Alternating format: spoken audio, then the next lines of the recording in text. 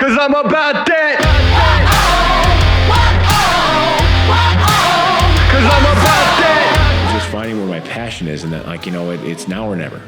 You either do it now or it's never going to happen. There's no guarantee that there is ever going to be tomorrow. Try to get them funds up, killing the mic just like I ran the jewels in.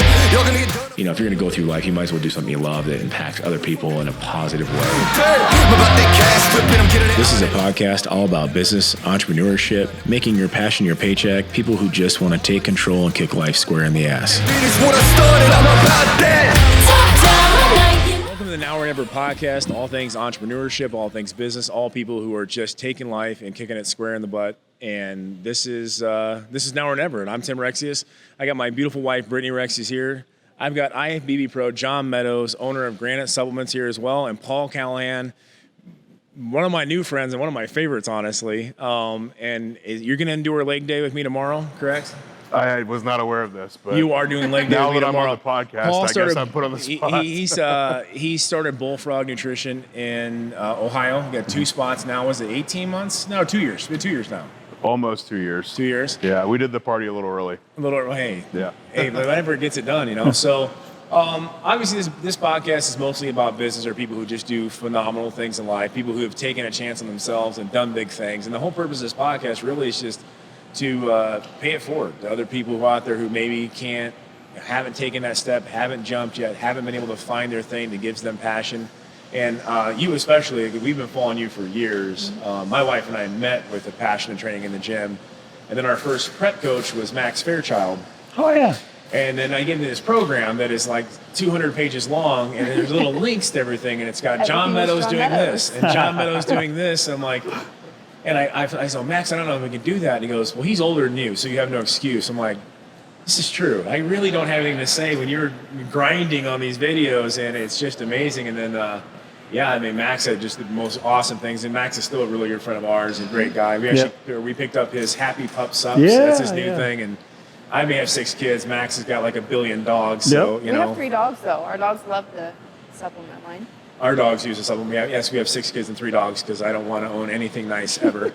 But so your journey into like all this is kind of crazy and long. So you didn't just come out of the womb a pro bodybuilder. Like you came out of college and you had a job. You worked at a bank, correct? Am I getting that wrong? Or Well, so I'll give you like the shortened version because I was all over the place. yeah, So I was in a lot of sports in high school. But when I wasn't in sports, I was working at lumber mills. I was running jackhammers, anything I could do to make a buck. And when I was in college, I was a trainer at World Gym. And believe it or not, I very quickly realized I actually didn't like that. And the reason why is because I had to really push to motivate people. And I assumed back then, Tim, that everybody was motivated like me. yeah, And I very quickly figured out, oh, wait a minute, these people aren't really that motivated. So I wanted them to do really well, whereas they weren't that serious. And it was, you know, I guess it was the young dreamer in me that thought, oh, everybody loves to lift weights like I do. oh yeah, But it really wasn't that way. So I would find myself, when it was time for me to train, I didn't want to train because mentally I was just drained. Like, I've just spent all morning trying to motivate other people, and it literally sucked the life out of me. yeah, So I said, I'm just going to go get a corporate job. So I had really no business experience, and I had a health and fitness management degree. So I went to a recruiting company, like a staffing company, yeah, and I had no experience. And I walked in and, you know, basically told them, they scheduled an interview with me, and they said, you know, well, what experience do you have? And I had business cards made at the time, and it was a picture of me winning to Mr. Ohio. And I set down my business card, and I had no experience. I said, but you won't find anybody that's going to work as hard as I will. And I handed him my business card that just had my bodybuilding picture on it and the titles I had won to that point. The guy kind of like, wow, that's an interesting, I could see like, I've never had that happen before. So I became a recruiter. They hired me, and I got promoted in the sales role. Because I just love talking to people. I like meeting people, so they would send me out to do the sales side of it.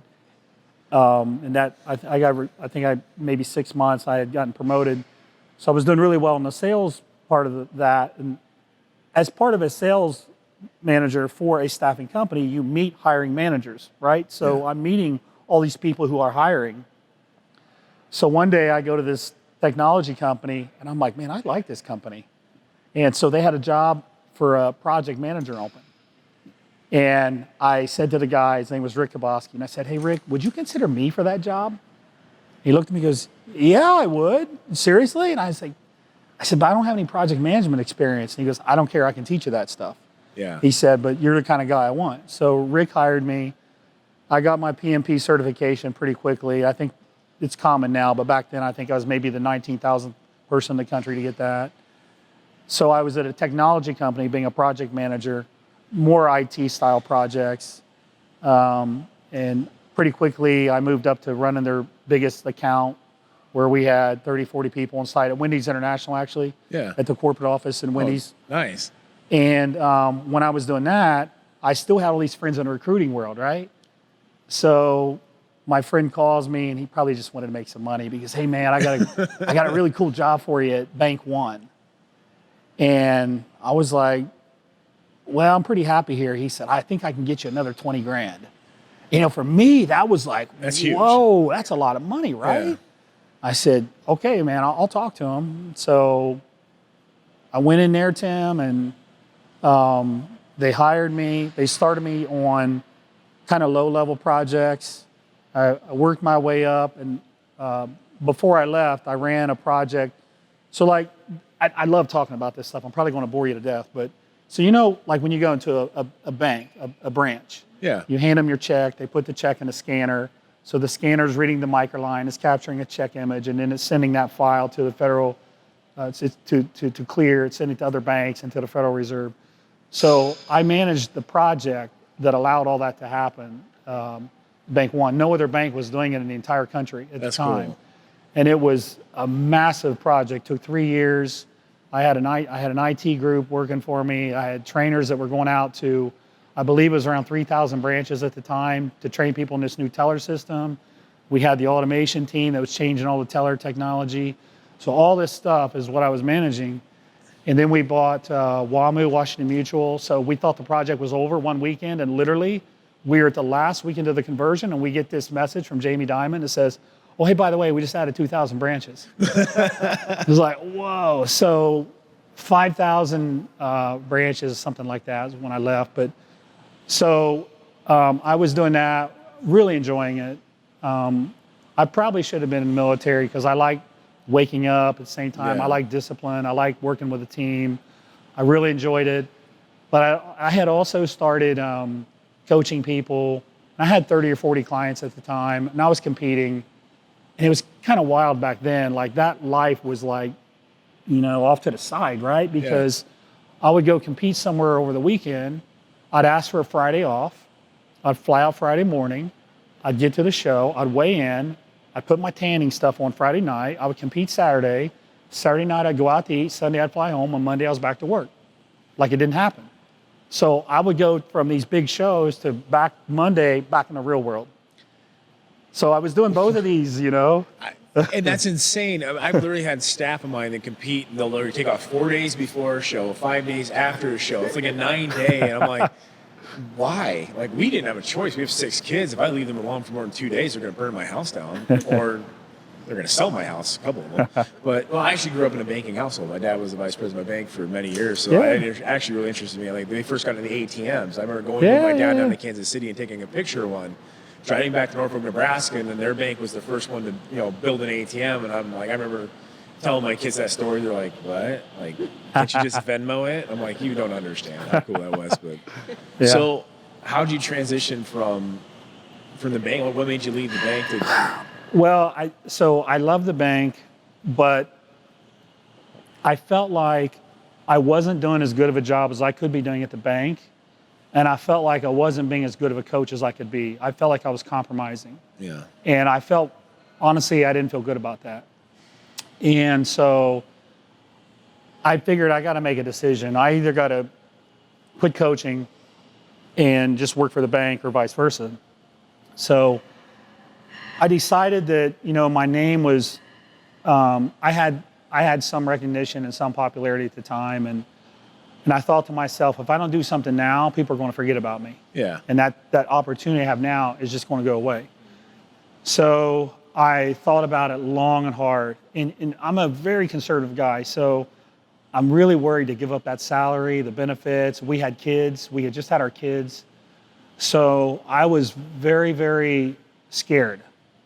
And I'm the kind of guy, like, I'm building a bunker in case there's a war. Like, I'm very worst case scenario kind of guy, you know? Yeah. That's That's him too. Yeah, that's me.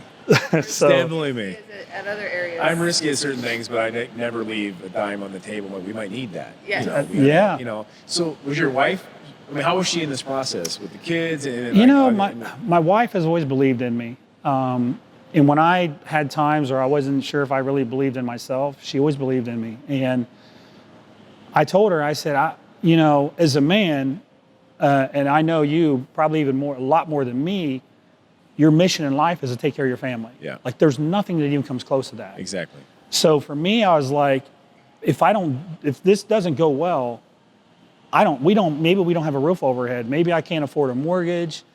So I had this fear in my head, and it became pretty apparent to me what I needed to do. So what I did was I figured I need to pay the house off. Like, if I pay the house off, then we're going to have Maslow's hierarchy covered, the shelter part. Right? Yeah. We're always going to have shelter. Nobody's Yeah. going to come along and take our house.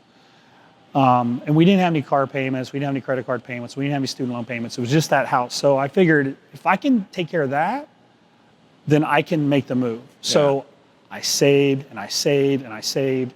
I worked my butt off to save. And I owed $198,000 at the time. That's how much I had left on my balance with Wells Fargo. So I saved until I hit $200,000. When I hit $200,000, I went into the Chase branch and I wired $198 to Wells Fargo. I paid the house off. I walked out of the branch with $2,000 to my name, but the house was paid off. That's huge. Yeah. So, like, I had this weight that was lifted off my shoulders. So this was on a Friday. So I went in Monday, and I resigned. I gave him a 30-day notice. And if you know how banking is, when you resign, pretty soon they're walking you out the door. Like, you better pack fast. Oh, yeah. Because they're walking you out. I worked all 30 days. Yeah. My last day, I remember, was on April 13th, because on a Wednesday, my birthday was on the 11th. I thought, they'll let me go on my birthday. No. I worked until Friday at 5 o'clock. And, you know, looking back now, it's crazy because I have a pretty good skill set with the bank. I could have always went back. I don't know why I made it. I probably made it more difficult than I needed to. I'm glad I paid the house off. Yeah. But looking back, like, and I'm still friends with all those guys. Like, I could have just went back. But to me, like, I had to take care of my family. And when I felt like, okay, I'm good there, it freed my mind to go, okay, now you can go do something else. That was it for me. I didn't buy a house in Nebraska for 8 years. I rented. And why? Because I didn't want to be locked down. I wanted to make sure that I didn't have to worry about doing any of that stuff. And the 09 or 07, 08 housing crash, I lost my tail. I had stocks. I'm like, okay, I'm going to bet on me, because I already lost everything anyways. So I had bank stocks. That was great. So, you know, and then I moved down here. I was working for a different company at the time, and I was like, I'm not gonna buy a house. I know no luxuries. It was like 6 years into the company. I had the oldest car of all my 18, 19-year-old employees. All had new cars. I'm driving an 03 Durango that I had so much rust on it, so I had somebody skin a 7-foot Arnold Schwarzenegger on it. So you couldn't see any of the dings or the rust or the hail damage. I cashed out on my insurance. And my business partner had an 04, and so we drove the two oldest cars, and I just didn't want it. So we got together and met, and we got married. I'm like, oh, you want to buy a house? She's like, well, you know, I'm like, well, what if this goes under? She goes, I'll live in a van down by the river with you, but we have a lot of kids, so we're going to need a really big van. I said, okay. So we bought a house 2 years ago. I literally, I was 36 before I owned a house. Just because because of the same thing. I want to make sure that I'm able to provide if something goes bad. Like, you know, apartments are pretty cheap. You know, I have a lot of kids, so hopefully, like, kids and my neighbors are going to hate me. But it really was that, and but having somebody to support you, like a wife, that's huge. I mean, I can't express. I mean that takes a strong woman to support. You know, when they're not sure, and she's an accountant, so I have to, when I want to do something crazy, I have to come up with some numbers. And she knows when I'm making numbers up, too, because I use, what's my statistic? 87.6. If I use the words 87.6, you just made that up. I'm like, there's an 87.6% chance this will succeed. She's like, you have no idea. I go, I have no idea. But I'm a serial entrepreneur. I can't help myself. I think we have 7 LLCs and 2 S corporations right now. I had to give my tax returns to a new bank, and they called me back. They go, please explain what half these are. Oh, well, this one's going to hit big next year, and this one used to do that. But then our oldest daughter decided, she came down last year, and she goes, I don't want to go to college. And in my mind, I'm like, okay, I'm cool not paying for it. So that's totally awesome with me. She goes, I want to start my own company. Here's my business plan. It's 1 o'clock in the morning. And so I get all jacked up. I'm like, and all of a sudden I wake up, I'm writing down business plans to do something else. And well, how much are you going to give me? I go, none. I'll help you buy your first LLC. $280 on Rocket Lawyer. And that's it. And I go, you put it yourself. Nobody's going to bet on you if you don't bet on you. So her entire life savings, all of her graduation money, all went into her own boutique shop, Alana. And her first contest, she had more comments on her first contest on Instagram than I've ever had at Rexius Nutrition ever. She had 900 comments on her first Yeah. I'm like sitting there, I'm like, how about splashing that over to Rexius Nutrition or something, help me out. But it's huge. And so with the kids, how old were the kids when you did this? They were 4. 4? Yes. So they didn't know any different at that point. I mean, when I sold everything and started Rexius, I gave up a very good corporate job, making very good money, cut my salary by 80%, I sold so much stuff on Craigslist, my kids thought they were next. And I think Tyler was 4 and Olivia was 2 at the time. And I put it all in one shop, and I'm like, they're going to come pouring in.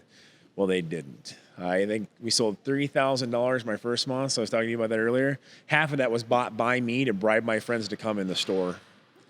And, here we are 23 stores later, about to have 24, 25, 26. But yeah, I firmly believe you don't bet on yourself, nobody else will. And I loved the corporate job. It was great. It was great money. It was great benefits. But, man, I don't know. I wanted the legacy. I wanted something different. And I also was traveling 40 weeks a year. And I missed the first words. I missed the first crawling, the first steps. And it didn't matter. I mean, how old's your son? 4. Yeah, so you're getting all the cool stuff. Yeah. And now you're getting, Noah's 6, going to be 7. And football the first time, I'm not missing the first time. Either he gets tackled or tackle. I'm not missing that, And I just told her yesterday, I'm the only dad that's ever gone on the zoo field trip to the school field trip to the zoo. I'm room mom number 5. I'm totally cool with it too, But that's the one advantage that I was just talking to a new franchisee about. Like that freedom for your family is huge. And so how do you balance that now that they're getting in sports and they're in school, and your travel schedule's got to be kind of crazy at times. I mean, how do you balance that? It's tough. I mean, this is my 10th trip in 13 weeks. Oh man. When football season starts, I shut it down. Like other than Mr. Olympia, I don't do any traveling at all. I'm at every practice. I'm at every game. It's tough, and I tell, the way I think about it is when I think about when I'm with my kids, like you need to spend time with them. That's one thought, but it goes beyond that. It's like you got to be present. You got to really be with them. It's not just being with them and sitting on the couch and playing games with your phone. It's engaging. It's actually doing stuff with them. And absolutely, so I feel like when I'm with them, I do travel a lot, but I'm working from home. So when I'm home, I see them every day. But I still think it's really important for people to realize, like, being in the moment and being present instead of just thinking, well, I spent 2 hours with them yesterday. What did they get out of that? Yeah, and I've struggled with that just because my social media, and you probably as much as more than me. Like we will say I have around 1,000 text messages by 5 p.m. on Mondays alone. I have so many employees in the different companies, and then I got my kids. God love them. They got her attitude, which means that there's not a filter. So, which I love. They're just gonna tell you how it is. They're like, well, you've been here, but you've been on your phone the whole time. I'm like, good point. So my phone ends up being on silent now about 95% of the time. And if I'm with my kids, I don't even look at it. That's why if you call, love you. I don't hear it. I literally don't hear it. We talked about that the other day. But it is tough. And I think, with you, like you started a new business. So you're only 2 years in. So I know what that's like. And how do you balance that with having a 4-year-old? I mean, he spends a lot of time with me at the store. Yeah. So there's a back room in Columbus, and He's got a TV, he's got toys, things like that. My parents help a lot. Yeah. Catherine and I have a really good relationship, so she'll come get him and spend time with him, get him out of the store. But you've told that story a couple times in a couple of different settings that we've been in. I think one of them, the first time you told, we were at dinner, I think in Virginia, and you said that Mary actually posed that question to you. What's the time you're actually spending? And ever since then, I focus on it really hard now. So a lot of my time, unfortunately, is, in the store with James, but I try to focus on doing educational things, having books, watching even movies or something like that, just being engaged with him. So that 3 to 8 time frame that I do have him a couple times a week in the store is usually same thing. I know our first 2 years, because we had 2 or 3 stores, and so Shane and I would work. I'd travel to Norfolk store for 2.5 days and come back, and Shane would take his son with him, my business partner, and then my kids grew up in the back of the store. So we had an old GameCube and beanbag chair, and then what I've done, I have it in our office too, is I have dart guns. So we just break out into all wars. And my customers know, it's a family business. You come in, you might get shot by a dart gun. Just fair warning, and it's, but my kids, they go to all the shows, they pass out samples, all the NPC shows. My kids have grown up around bodybuilding. She went back to work 7 days after Roman was born. So he's literally grown up in the gym. And it's funny, a member of our gym, it's a chiropractor, it's a great guy, comes in, and Roman was 2 months old? And he was sleeping. He goes, I was going to deadlift. I don't want to wake him up. And she started laughing. She goes, 1, he's grown up in this gym. 2, I've seen how much you deadlift. You'll be fine. And he kind of walked away, came back, goes, wait a second. Yeah, but our kids have grown up around this at this point. But I also think it's cool because they see us growing up working hard. And that's, it's the work ethic that gets instilled, I think, is huge. But it is a balance, and we've figured it out slowly but surely. We're figuring it out. It's not, each kid's different, and they have their own personalities. Daughters are definitely different than sons. Sons are cool. We're like, let's go lift some stuff. They want to come in here and do something. And daughters, I have to do mani-pedis with the daughters. They're right next door to my store, and it's, I'm not gonna knock it. I actually like it. And now it's my idea. I asked them because it feels good, but it's fun, and it's interesting always for me to see, because with your travel now, I'm starting to travel more, and now we have stores out of so many states. And now it's a little different. When I was working here a lot, it's one thing to have your kids with you, but now it's for us traveling. Now, little 6-month-old, he has to go with us, which is interesting. I don't fly so well, so he's taking my spot with her. But the other kids, now they're in school. There's volleyball, soccer, dance, ballet, hip hop, judo, jiu-jitsu. My oldest is dating. That's a full-time job, scaring those boyfriends away. That's why I keep lifting weights. Daughters are a whole different ball game. That's for sure. They're way more scared of her than they are of me, anyways. But so we'll fast forward a little bit. Granite supplements. One, it's awesome when you, for us, we follow certain pros that we really like, and their training style, they make their own line. I loved your names when they first came out because I'm a total comic book geek. I'm a superhero geek. So adamantium and Meadows, and if somebody didn't understand what that was, I'm like, we can't be friends.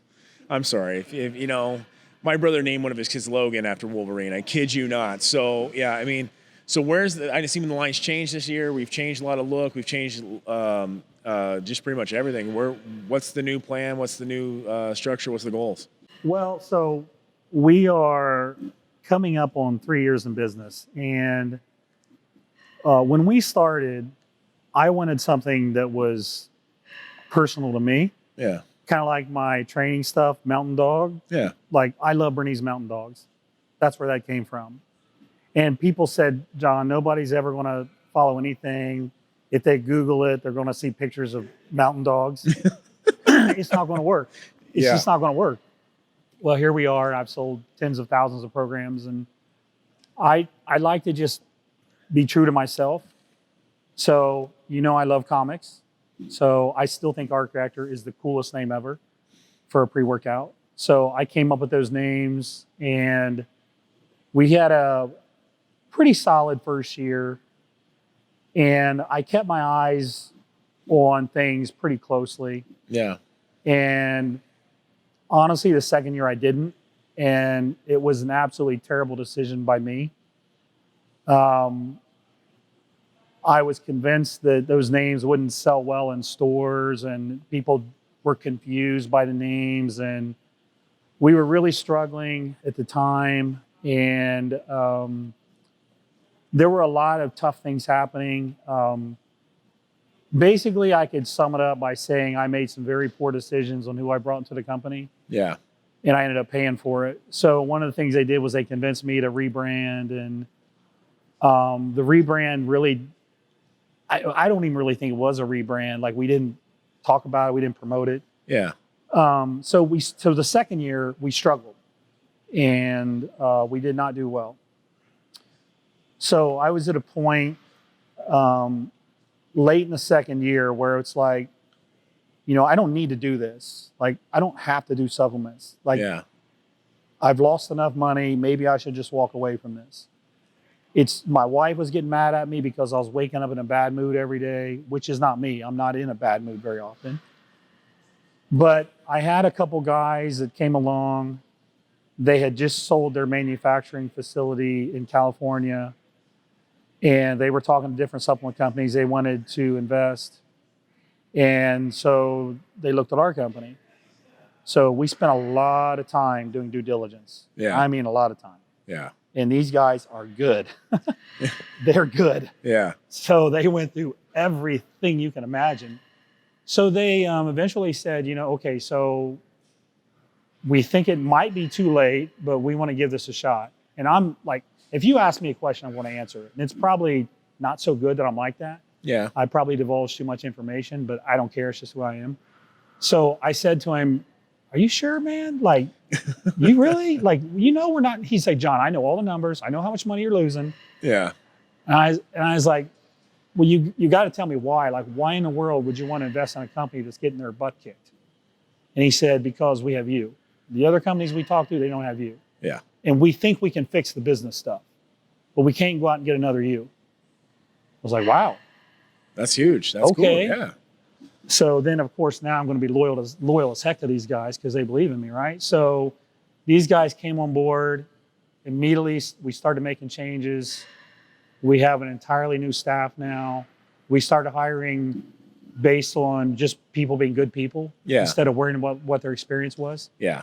And that Absolutely. made a massive difference for us. It's your culture. It's your corporate culture. Is everything. People are the only asset that matters. And you can have 6 master's degrees and be a jerk, or you can be like, hey, I'm eager to learn and I got a good work ethic. I'll have that every day of the week and twice on Sunday. A good attitude it kind is of goes everything. back to your beginning. Like, you didn't have the experience, but they hired you because of you. So now here you are doing the same thing. You're hiring people because of the people that they are, not because of what experience they have. So it's kind of cool. Well, I was intimidated. I thought, well, how am I going to get out to all these people, all these stores, and these people all wanted to work for me, and they're like, oh, I got all the contacts, and it sounds good to me. Like, okay, sounds like the right road. And then you hire them, and they don't really do anything, or So, anyways, the business in the last 6 months has really taken off. It's really taken off. It's doing really well. We just ran out of product for the first time in 9 months since these guys came on board, and it's because we sold 4 times more product last month than we thought we would sell. So That's a good problem. I mean, yeah. we hit our, so we're missing one product that actually ships out on Monday. So we're going to not be without a product for 2 weeks. So it's been really, really good. And, we've, some of the business things we've done. So we completely own Amazon now. There's not a single person on Amazon selling our stuff. And that's the way I wanted it before, but some backdoors deals are made. Oh, and, yeah. I hear about it later and it's like, oh, Oh, yeah, and I told you not to do that. Oh, and that's honestly, it's plagued the industry as a total. I mean, Paul and I, we've talked about this with our group, and it's in controlling what you're. I mean, it's for us now. It's like, okay, I'm going to carry brands that I believe in the guy behind it. That's quality. Like, I can't carry everything, And if there's a backdoor deal, there's fake labels being made. I'm like, it's not something. If I lose that one sale, fine. But at least I've got the right brands. And I was telling her, like, looking at where we were like 5 years ago, where I was trying to carry everything.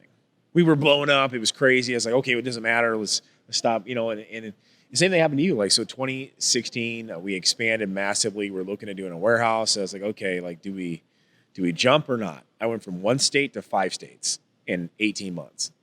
I was like, okay, shit. So, I was kind of freaking out, but I'm very motivated. I'm a very ambitious person. And sometimes my ambition can write checks that maybe the bank can't clear yet, but I always bet on myself. I'm like, and she's a numbers person. She's more conservative with it than I am. I'm like, all right, tell me this is stupid or tell me this is good. She goes, well, if you really think so, well, don't tell me that because I always really think I'm going to do it. I'm always convinced. I'm also that guy is convinced that every time I buy a Powerball ticket, I'm going to wake up tomorrow morning and I'm going to have the numbers. This is actually true. Every Saturday night and every Wednesday night, I think I won the Powerball. So, and we had the same thing. So I brought in more people and I listened. And I was very hands-on every aspect, probably too much so. I'm very OCD, very type A. But I'm like, okay, I have to learn to delegate a little bit and partially. And so I'm like, okay, I'll listen to people that sound like a good idea. Like, we're going to do this on social media and we're going to do this on that. And you need to let us take over the hours and you take over that. Okay, well, okay, we'll do it. And honestly, our most profitable year, 2016 to 2017, being the biggest loss I've ever had. I went from way 100% positives to negative in the math. So then I'm like, 2000, like, oh, it's just you don't understand. I'm like, I do understand that that's a red number and they used to be black. I don't have to be that. I'm not rich. There's no trust fund here. There's no multi-million-dollar investors. I did no capital raising. This is just me and a sweat on my back building it with no money. And I don't come from a rich family. Heck, I was homeless at 19, sleeping in my car. Literally. My first company I had when I was 19, I had the choice of taking my $500 to either pay rent or buy a lawnmower for my lawn mowing business. So I bought a lawnmower and I slept in my 1983 Delta 88 Oldsmobile for about 4 months. No, it was a 38-foot long car. I mean, it's like a 3-bedroom apartment, so don't feel that bad for me. So like for me, I came from, so I'm freaking out. I listened too much. I finally had to take it back. And she spring, she took over payroll. I was getting about $8,000 to $9,000 a month stolen from me. And when you have that many employees, though, it's pretty quick. And I say that on this podcast. I want people to understand that the struggles are part of the journey that we all learn, and it was right underneath my nose. People that we liked. And they justified it, but $8,000-9,000 is a lot of money. Oh yeah. So most people adding up to $8,000 or $9,000 a month. And add that up over the 18 months I'd let them run it. We go from being a positive 168,000 to negative 70. And so this last fall, I made a huge change. I'm like, okay, I'm taking all this back over. And we had to let some people go that were near and dear to my heart that I'm like, okay, we're just seeing things differently. Like, let's leave this on a positive. You go your direction, I go my direction. I'm taking it back over. Not in a control freak manner, but this is my kids' legacy manner. And I looked at her and like, there was times I woke up just angry before this happened, just mad. She's like, all right, you got to figure something out, and I'm like, we're going to go back to the basics. We're just going to go back to what works, a handshake business. This is, put me on social media because that was the thing that sold it in the beginning. And I kind of got in the back and let other people do their thing. And we did. And as of right now, we are more in the black this year than I've ever been at the end of any year ever. It's been the hardest 12 months. I've never worked this many hours while doing the gyms at the same time because why not work 90 hours a week? Because 70, that's like a part-time job. But it paid off. It's been hard though. Like our kids, we took them to Cancun, what was it, last week? And when you have 6 kids, it's not a vacation for you. It's a trip. It's a vacation for them. And that's really what it was. They got to go, but we did that because honestly, they've gone with us to everything, but it's the attention thing as we talked about. I'm like, okay, this isn't me bribing you. This is me saying thank you for being understanding because our kids are a little bit older, 19, 13, 11, 6 and 6 months. And the 6-year-old goes with me everywhere anyways. The 6-month-old doesn't even like me. He likes her. He just looks like me. And the daughters, as long as I take them for their mani-pedis, they're good. But we had the same, it's amazing when you have to kind of look back. It is, and it was hard. It was an ego check where I'm like, okay, drop my ego at the door. What do I need to do? And I sat around Lexi's our 19-year-old. I'm like, what am I not doing right? Like from your aspect, because I want your network too. It's just simple little things, and I realized it was silly, but I listened to a lot of people younger than me that knew social media better than I did. And they're marketing to a lot of kids. And so I told you guys this on the phone, and I told this to Braden. I said, quit marketing to 21-year-olds because they're broke. If a 21-year-old has a choice between the name brand T-shirt and a pre-workout, they will take the status symbol. but mom and dad have money. And that's, I go, we're not servicing mom and dad. We're not, that's where we started expanding vitamins and the education portion and going back to the basics where I told her it's a lot of work, but I need to go work with every single part-time staffer we have through all of our locations. So all 80 of them, I need to work with all of them on hands. Because I'll know if we make a deal and we talk and I tell you to do it like this and this is the best way to do it and I listen to them and find out their family names and all that we have that relationship. They say they're going to do a good job for me. I know if they do or not. Because there was how many employees that work for us I never even met. My last name's on the door, and you know this as much as anything. Like they can love your brand and follow John, but the only person that they know of the company may be the person that's actually trying to make the sale, and they can destroy your image. And that's, I mean, how are you dealing with that with your store, like with employees? Because it's new and it's mostly just you in the beginning. It took me 8 months to find somebody good in Columbus.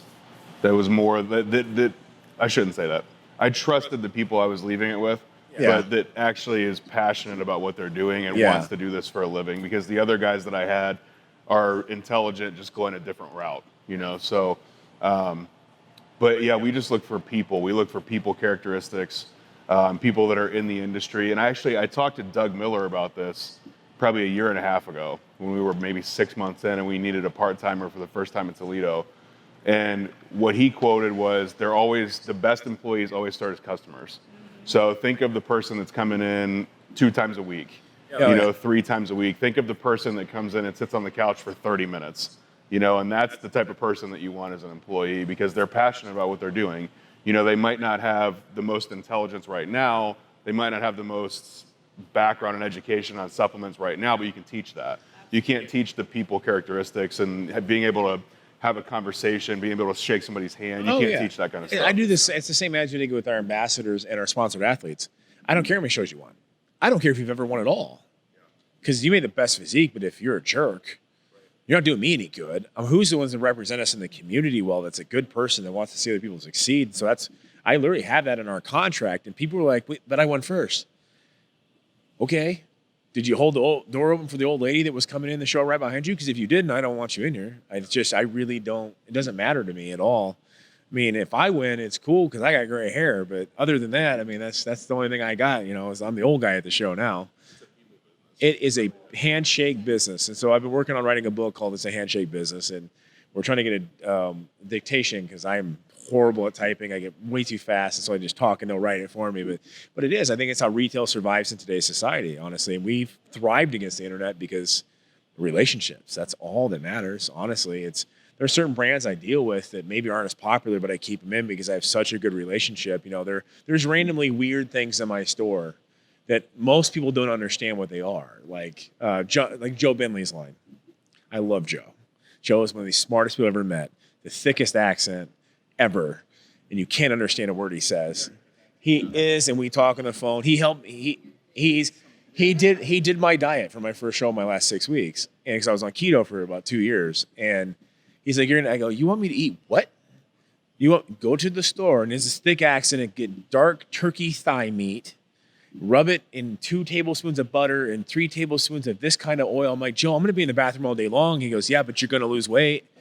Oh my God. But so Joe, I have such a admiration for the guy that it doesn't matter what store, it's always going to have Joe. And same thing with Allmax, because Roman Denton, he was at our wedding, for crying out loud. We named our kid Roman. So he said that Allmax is going to name a product after him now because it's his name. And but it is a relationship business with everything. And I agree 100%. It's amazing. So, but I'm glad to see where you guys are now. We're so excited to have the line back in the shop, and so competing for you, like what's your plan? Every morning I wake up and I pick out a show I'm going to do, and every night before I go to bed I look at the ice cream and I retire. I love that. Yes. Every day. Every day. I'm still training really, really hard. Yeah. I just really enjoy it. I don't really eat much. People laugh at me. My breakfast is 2 eggs and 2 pieces of toast, and everybody's always laughing at that. Ed Koo told me that. Ed told me if you sit around John, he doesn't eat. He goes, he talks about his donuts or whatever. You'll see him. He goes, but he sat there with you one day, and he goes, John, you haven't even had 100 grams of protein a day. He's like, really? I go, are you kidding me? He goes, no, he really doesn't eat that much. And yeah, probably 80 grams of protein a day. Yeah. And, I'm sure my calories are pretty low. I don't intend them to be. It's just, you got to realize, like, I went for 20 something, maybe 30 years of eating 6 meals a day and never missing one meal. So for me, I just got paroled. I just got out of prison. I'm like, Yeah. I'm going to eat when I want, what I want, and I don't care anymore. Well, that was, I tried so hard to get in the NFL. I got hurt in about 20 minutes into my career, but I spent so many years trying to gain weight. That's all I did was eat nonstop. And so that got ended. I was like, well, I'm going to keep eating. Well, that didn't work out so well because, and then I got healthy when I started the stores or whatever. And then met her. She was my first sponsored athlete, actually. And she looked way better than me, like way better. So I'm like, every time we're together, everybody thinks I must be rich because you're like way out of my league and this is crap, So I decided to bodybuild. So that's why I met Max. And Max is like, we're going to totally redo it. And then everybody's, why? I'm like, because it's the hardest thing I've ever done. I don't know why it is for me, but bodybuilding was the hardest thing I ever did. It was football, wrestling, all that stuff. And I mean, greatness doesn't come out of comfort zones. And so that's why I'm always, and so then I got into this great shape. First show I won. It was great. We got married. I'm lean. I maintained 7% body fat for like a year. And she's like, let's have a baby.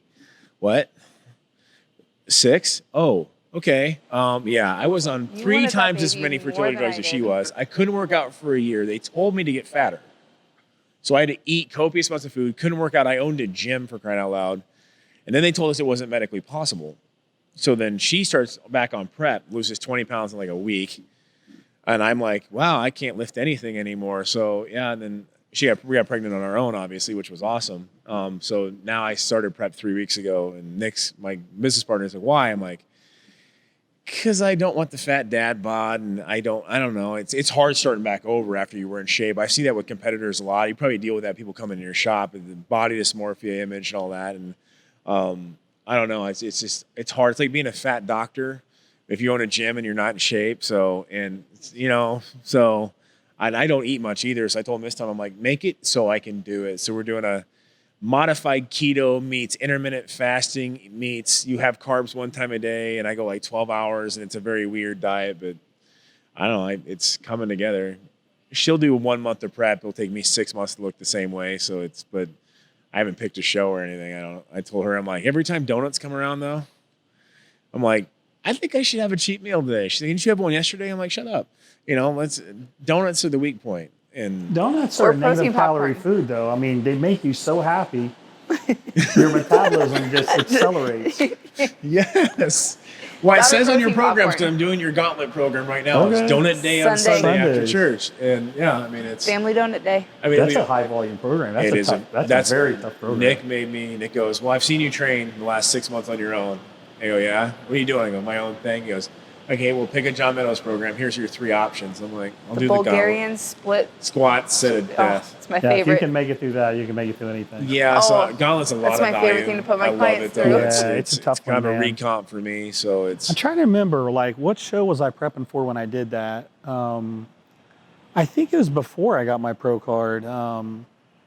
Because that program is very heavy on upper body, too. It is very heavy up on our body. Yeah, and it's got some random extra stuff, like here's some random back stuff today, and here's some random. There's random. It's chest, Yeah. back, and shoulders and arms, like Yeah. 3 days a week. And hamstrings you can hit twice. You got to do it with glute workouts because now they changed the classic shorts, so now I have to actually train my glutes, which is, yeah. I mean, I'm too big for physique, and I'm not big enough for bodybuilding to be a super heavyweight. So classic. I like the classic division, but Yeah. I think Vegas Sentinel was one of my. it was your Christmas present. Yeah, lots of We're- shoulders. Oh no, and we're super lats and meatheads. Her butt work. Christmas program was her Christmas present was one of your programs like 3 years ago. Yeah, I think you'll notice we have 700 members of this gym, and I would say probably 300 of them are using John Meadows programs at least. In the morning, there's 25, 30 guys, and they're all doing either Creeping Death 1. One's doing 28 days later. I'm like, you're Oh, insane. that's nasty. That's nasty. We did Yeah. that one together. We did that one together before our Yeah. vacation. I just made to- that just to see if people could actually do it.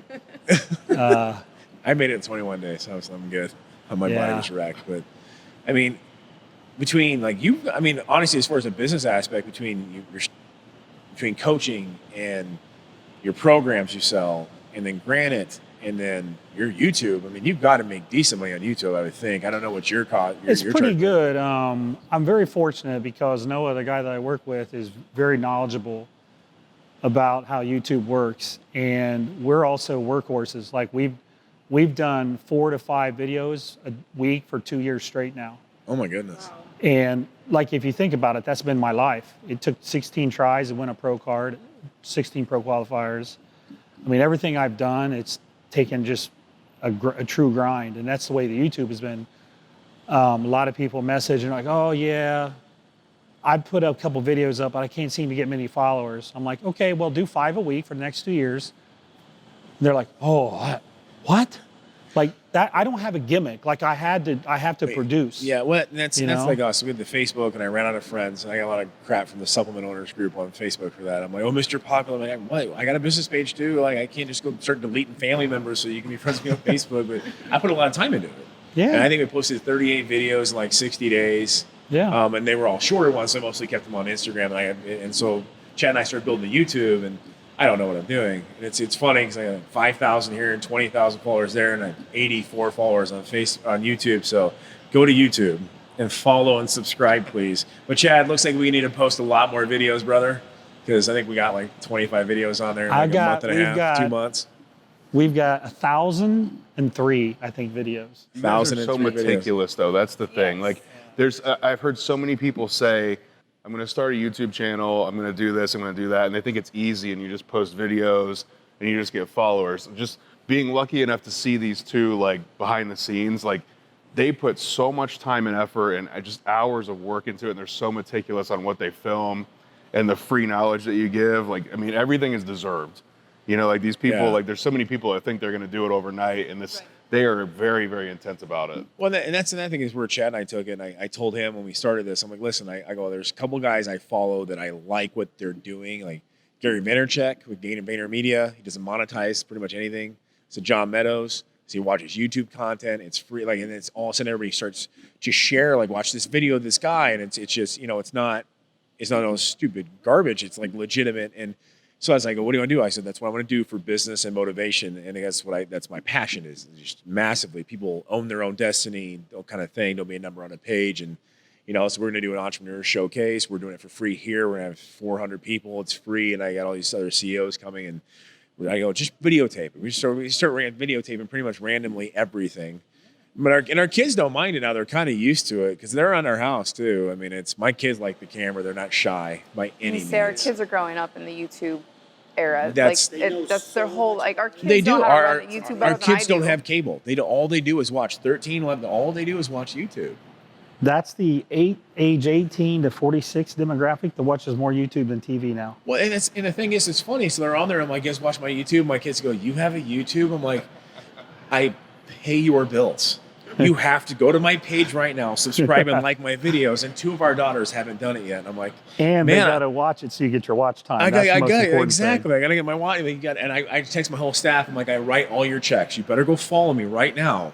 And I'm pretty sure that's time. Remember, that's the key. Watch the video. And it's because you actually will end up playing a lot of your YouTube stuff under our stores on just loop. Because my employees, I want something in the background. People ask questions. So actually, your YouTube channel will play in the background in our stores quite often.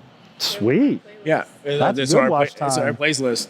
And so our bathrooms right now, they're on cable, but then we'll switch them over to YouTube and they'll play all the time. Oh, that's awesome. So, yeah, it's just amazing to watch that. And it's motivating for us because that's, the YouTube's new to me. Like, I watched it. I just never had a channel. I don't know how to produce anything.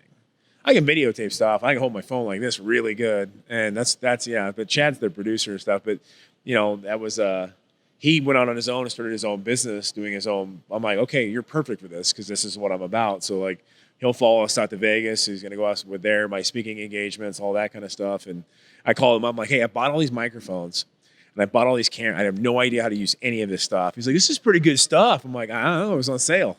So, yeah, he took all this stuff and then he made it look like I knew what I was doing. I have no idea at all. But we've had fun with it. Like, she's got her own, because she teaches a baby wearing fitness class. So moms know how to work out. And so all the women wrap their babies up and they work out in the other room.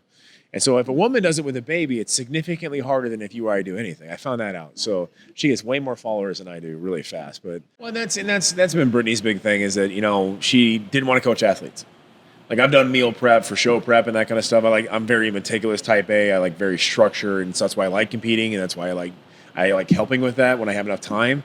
And she goes, I am not coaching anyone into prep ever. I'm like, what do you want? She goes, I want moms who want their butt back. I'm like, I don't know how to help you market that. I don't think I'm allowed to market that. And she's actually got clients driving an hour and a half each direction to come train with her a couple of times a week, kind of transformation style. And any advice you guys could give her to help her market that? I mean, she's got to think she's a mom. Yeah. And we're not young. I'm not saying your age. Don't look at me. I'm 38. I don't care. All right, you don't have any gray hair, so I mean, first I'm thing like a John fine said, he wine. walked up here, it's gray hair. I'm like, I know. love it. I see it. I'm running it, you know. Any advice you guys could give her on marketing herself, I guess, when it comes to?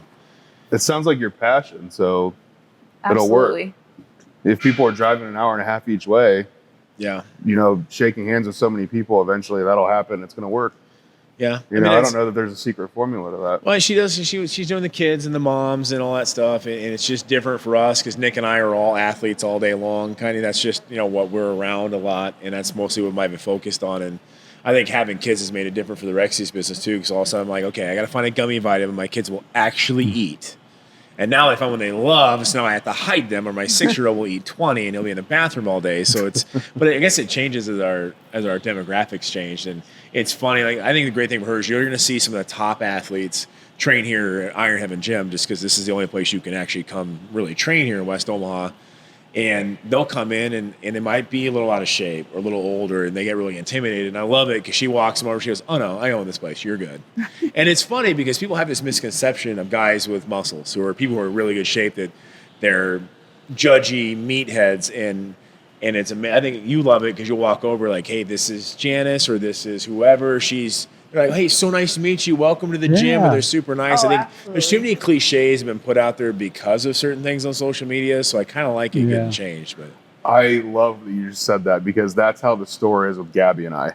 Because it's kind of started out as like when we opened the store a couple years ago, I was a little more of a people person than Gabby at first. yeah, And John, I think you can attest to that. You've seen her grow, over the last couple of years. But there's more people now that come in for her than me. And there's men that will come in now that are as big as I am asking her for advice and kind of like, no, Paul, you can sit on the couch. You're right. There's cliches out there. And I think it's really cool. Like, I love seeing Gabby debunk that. I love it. Oh, I think it's absolutely. great. it's fun for us because we had a couple come in and they were like want to tour. They check out the gym, and of course there's like Reagan or somebody else who's getting ready for national show. And he's looking great. He's a heavyweight, and they're like, oh my god! And then all of a sudden, my 6-month-old's in a walker running up here, just screaming. They're like, oh. Well, yeah, it's kind of a family biz, it's normal. But I actually really like that. And I think the gym for us and the stores has been nice because I think a lot of people get intimidated. I mean, I think it does. When I worked at the bank, I was always worried that people would judge me. That's back when I was 250, 260 pounds in the off season. So I made sure I treated everybody with respect, and especially women. And it's the same way in gyms. Like, I don't want to be that guy that is a jerk. Yeah. That's arrogant, that's a jerk. And all my friends, like all the years that we've trained in different gyms, once the owners got to know us, man, they love us because they know that no matter who walks through that door, they want to say, hey, great to see you. And like, that's how it should be. And people, like, I've been a member at Lifetime actually since 2002. And that's where I was training when I won my pro card. And people was like, why are you training a corporate gym? I'm like, I don't care who's next to me on the machine. Like, ultimately, it's up to me and my effort. It's going to determine my results. Why do I care who's on the machine beside me? And I said, and why would you rely on them for motivation? I never relied on anybody for motivation but myself. Yeah. And so I think that people, like, when they're, I don't know, man, I know I'm getting a little bit off track here, but no, you're good. No, I feel like the bodybuilders I know, like, they're, and I guess maybe it's just because the ones I know are typically the ones that I can identify with. Very respectful to women. Like, my wife compliments my friends all the time. She's like, he's very respectful. He's, yeah. Well, and I think we've had that. So, us being the store here in this area, we're the only one really growing and bringing people in. So I want to change that conception. Really do, because this is a sport I love, and I want more people to be involved in it. Because if you find something you love, you want to tell everybody, and everybody think bodybuilding synonymous with certain bad things. And so we have Steve Kuklo and Emmanuel Tony were up here like 2 years ago, and Steve had been 285. It was about 12. Steve was a little bigger than he is right now. Yeah. 9 weeks out. He hadn't even started prep yet. His metabolism is ridiculous. And Amanda's sitting there, and then they're hanging out. They're hanging out in the shop. Amanda's hanging out with my daughter. She's like, all right, tell me about boys. And then Steve's up on the ground, like helping customers like look at stuff, and just super nice and hospitable. Yeah. And I'm like, all right, we're going to get cheeseburgers because you're not on prep yet. And they were just super nice people. And, Yeah.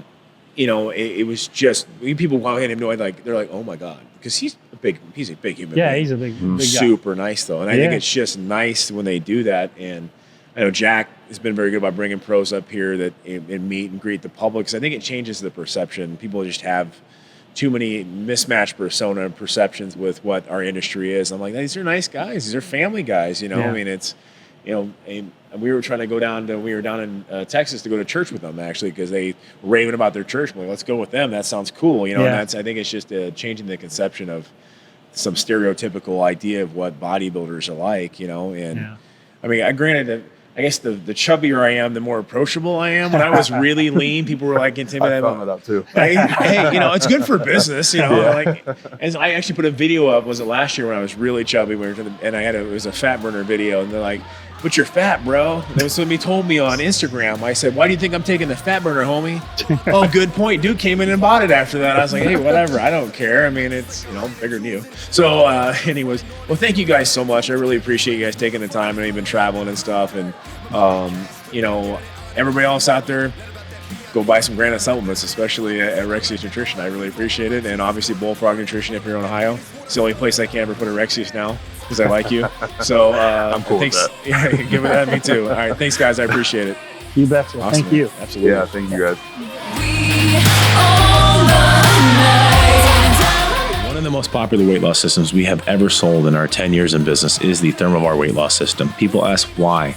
I believe that our industry is there to help supplement the areas of your life you need help with. The Thermovar weight loss system targets so many different areas. It covers all of its bases, from boosting your metabolism to targeted fat loss around the areas where we all know we want to lose it, detoxification to make sure that we stay consistent with our weight loss. Because I don't know about you, but if the scale doesn't drop, I find it pretty easy to fall off the wagon. What's in common? It's on the face for dog.